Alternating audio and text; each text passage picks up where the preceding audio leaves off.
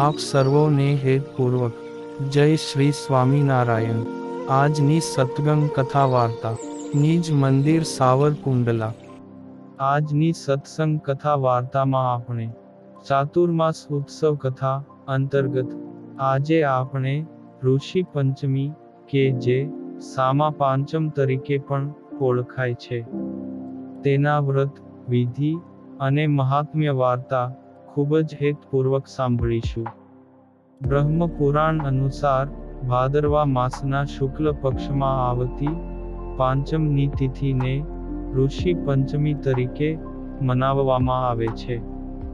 ભારતીય પંચાંગ પ્રમાણે વસંત પંચમી ખૂબ મહત્વ ધરાવે છે તેમજ ઋષિ પંચમીનું પણ અનેરું મહાત્મ્ય છે। આમ પ્રકૃતિ પૂજન અને ઋષિ પૂજનનું મહત્વ આ તહેવાર દ્વારા આપણને જાણવા મળે છે। આ વ્રત ભાદરવા સુદ પાંચમના દિવસે કરવામાં આવે છે। મોટે ભાગે સ્ત્રીઓ રજો દર્શન દરમિયાન જાણે અજાણે થતા દોષોને નિવારવા માટે આ વ્રત કરે છે।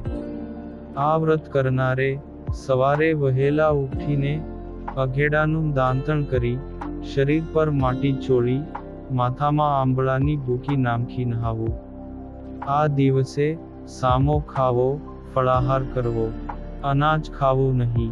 સ્નાન કર્યા પછી મહાદેવજીની ભક્તિભાવથી પૂજા કરવી। આ રીતે 5 વર્ષ સુધી આ વ્રત કરવું। ત્યારબાદ તેનું ઉજવણું કરવું। એ વખતે અરુંધતી સહિત સપ્તઋષિઓની પૂજા કરવી અને બ્રાહ્મણોને જમાડીને યથાશક્તિ દાન દક્ષિણા આપવી। અને હવે સાંભળીએ વ્રત કથા। ઘણા વર્ષો પહેલાની વાત છે। વિદર્ભ દેશમાં ઉત્તંક નામે એક બ્રાહ્મણ પોતાની પત્ની સંધ્યા અને પુત્ર પુત્રીની સાથે રહેતો હતો। પુત્ર સુદેશ સર્વ વિદ્યા ભણીને હોશિયાર થઈ ગયો હતો। પુત્રી સતમાને પણ પરણાવી દીધી હતી। આથી બ્રાહ્મણ અને તેની પત્નીને હવે કોઈ ચિંતા નથી તે રીતે જીવી રહ્યા હતા। પરંતુ 1 વર્ષ થયું હશે ત્યાં તેની પુત્રી સતમા પર દુઃખના ડુંગર તૂટી પડ્યા।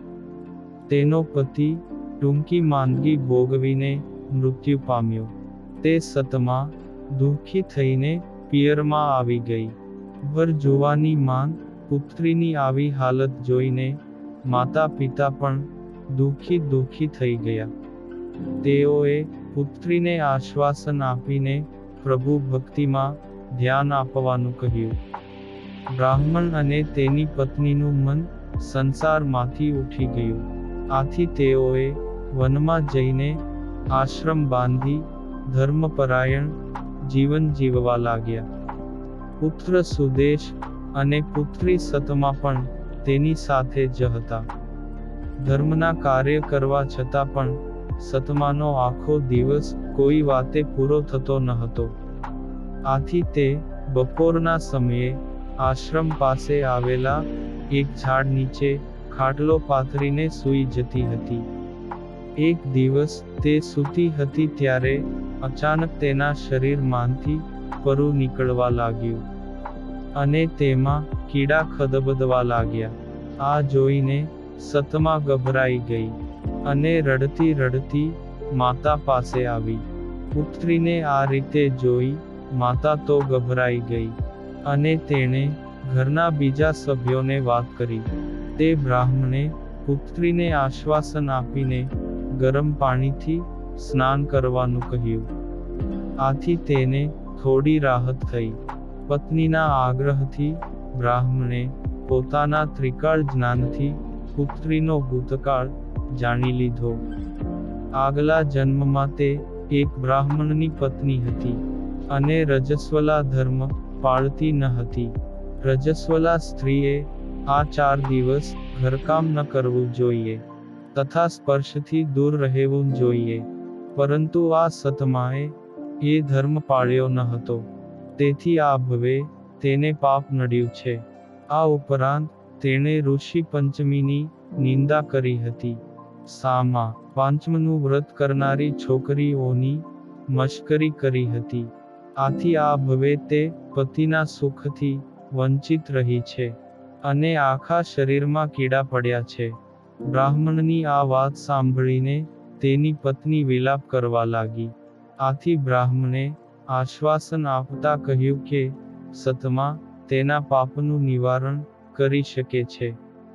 તે આ વ્રત ભક્તિભાવથી કરીને પોતાના પાપનો નાશ કરી શકે છે. આ સાંભળીને બધા ખુશ થયા અને વ્રત કેવી રીતે થાય તે પૂછ્યું. ત્યારે બ્રાહ્મણે કહ્યું કે ભાદરવા સુદ પાંચમના દિવસે આ વ્રત થાય છે. એ દિવસે સવારે વહેલા ઉઠી સ્નાન કરીને ઘીનો દીવો ને ધૂપ કરવા. ત્યાર પછી નૈવેદ્યમાં ફળ ધરાવીને મહર્ષિ કશ્યપ, અત્રિ, વિશ્વામિત્ર, ભારદ્વાજ, ગૌતમ, જમદગ્નિ અને અરુંધતી સહિત સપ્તઋષિનું ધ્યાન ધરવું. તેમની પૂજા કરવી. વ્રત દરમિયાન ઉપવાસ કરવો અને ફળાહાર કરવો અને ફરાળમાં સામો ખાવો. આ રીતે ભક્તિભાવપૂર્વક વ્રત કરવાથી રજસ્વલા વખતે અજાણતા થયેલા અનેક પ્રકારના દોષો નાશ પામે છે. પછી સતમા પિતાના જણાવ્યા પ્રમાણે વ્રત કરવા લાગી. થોડા દિવસોમાં વ્રતના પ્રતાપે તેના શરીરમાંથી પરુ નીકળતું બંધ થઈ ગયું. તેની કાયા સર્વ દોષોથી મુક્ત થઈને કંચન જેવી થઈ ગઈ. આમ ભાદરવા સુદ ઋષિ પંચમીની વાર્તા સંપૂર્ણ. અને હવે પછીની કથા વાર્તા આપણે આગળના ભાગમાં સાંભળશું. અત્યારે આપ સર્વોને ભાવથી જય શ્રી સ્વામિનારાયણ.